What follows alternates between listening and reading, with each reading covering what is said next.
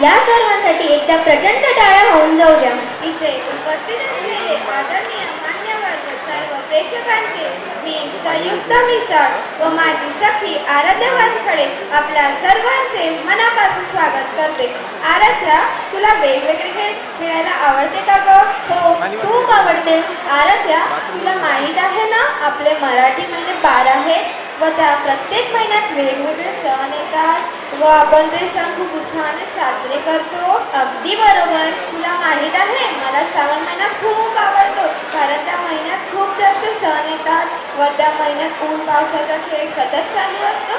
तुला मंगळागौर सण माहीत आहे का ग? हो, मंगळागौर महाराष्ट्रीयन संस्कृतीचा एक महत्त्वाचा भाग आहे. मंगळागौर पण श्रावण महिन्यातच येतो.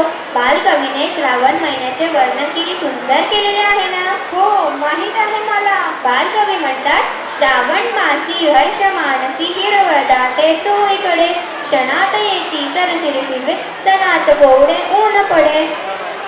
संयुक्ता, तुला माहिती आहे मंगळागौर म्हणजे काय? हो, मंगळागौर श्रावण महिन्यात प्रत्येक मंगळवारी साजरा केला जाणारा सण. मंगळागौर म्हणजे स्त्री सौंदर्य आणि सुख समृद्धीचे प्रतीक. मंगळागौर म्हणजे आपल्या संस्कृतीची ओळख व पारंपरिक व्रत. या सणात आपण पार्वती देवीचे पूजन केले जाते. चल मग आपण व आपले प्रेक्षक वर्ग या पारंपरिक खेळाचा मनसोक्त आनंद घेऊया.